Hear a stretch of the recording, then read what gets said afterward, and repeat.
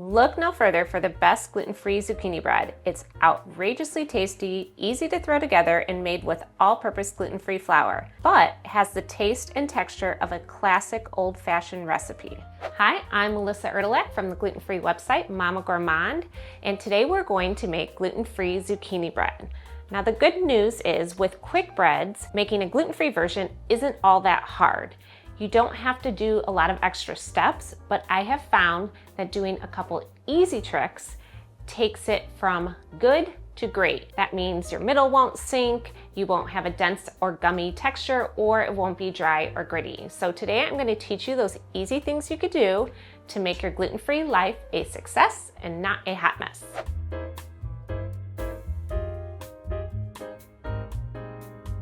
Okay, so first we're going to start with the zucchini. For the recipe, you need 1 medium zucchini, but I always measure my zucchini. In fact, I do this with anything that has a lot of moisture with it. So like bananas or zucchini that adds a lot of moisture, use a measurement, not just a size.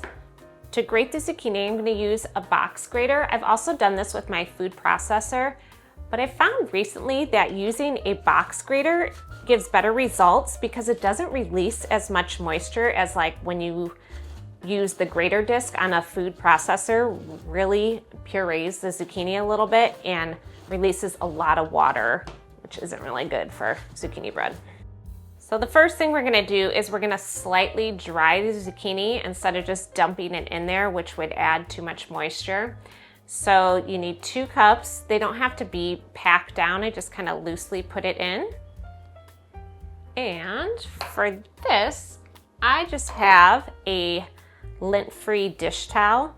But if you don't have this, you could also just use a double layer of paper towels and just wrap it in here and just kind of like squeeze gently. And then I'm just gonna set that aside for a couple of minutes while I whisk together the wet ingredients. For the wet ingredients, we use 1 egg, 2 teaspoons of vanilla, 1/4 of a cup of oil. You could use any oil you prefer, and this is a little bit less oil than zucchini bread recipes usually have a lot of oil in it, but that adds too much moisture to the recipe, and zucchini has a lot of moisture, so I cut back a little bit. 1/2 cup of sugar, and then 1/2 cup of brown sugar. And we're just gonna whisk that all together. Once this is all whisked together, I'm going to add back in the slightly dried zucchini and just give that a quick stir.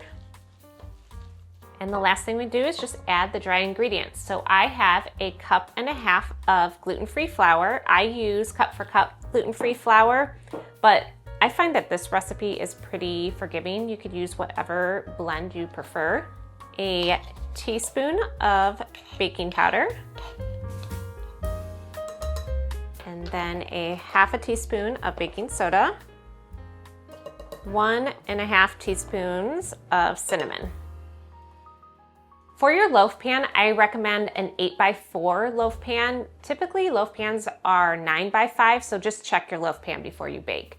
If you do a 9x5 pan, the baking time is going to be a little bit less because it'll be a thinner bread. With high moisture gluten-free breads, I have found that baking at a slightly lower temperature at 325 makes a world of difference. This just extends the baking time, so it gives a longer time for the moisture to evaporate, so it doesn't like inflate and then sink down when you take it out. And it gives a longer time for a more gentle rise, which if it rises too fast, then that's also when you risk it sinking when you pull it out. I'm gonna be honest with you, I have a stunt double of this bread, so I baked it yesterday and I baked it right away, but I wanna try something. I'm going to let this loaf sit for 10 minutes before I bake it, and I'm gonna see if that helps it set even better after we bake it. So I'll do a side-by-side in a little bit after this one bakes. I'm so glad I did this. This is mind-blowing to me. So look at the difference between these 2 loaves. And I'll say this isn't gonna affect the taste at all. This is just all a texture and looks thing. But this is the bread that I let set for 10 minutes before I baked it. This is the one that I baked right away. So you could just see the tops, the one that's set is more filled out and has a more domed shape than the one that I just baked right away. My guess is it just gave that extra time for the gluten-free starches to absorb with that moisture to build out the structure of the bread. So none of these things are hard. Letting the batter rest for 10 minutes before you bake, everyone can do that. It's just these easy things that you can do to make your baked goods replicate the taste and texture of the gluten-full versions that you used to have. So if you'd like to make this into other versions, I also have a gluten-free zucchini muffins recipe. For a grain-free recipe, I have an almond flour zucchini bread recipe. And if you notice behind me, I have my gluten-free cookbook, which you can get off of Amazon. I'll link to that in the description box. And in that, I have a lemon zucchini loaf with a lemon glaze, which is really good. So thanks for watching, and I will see you in the next video.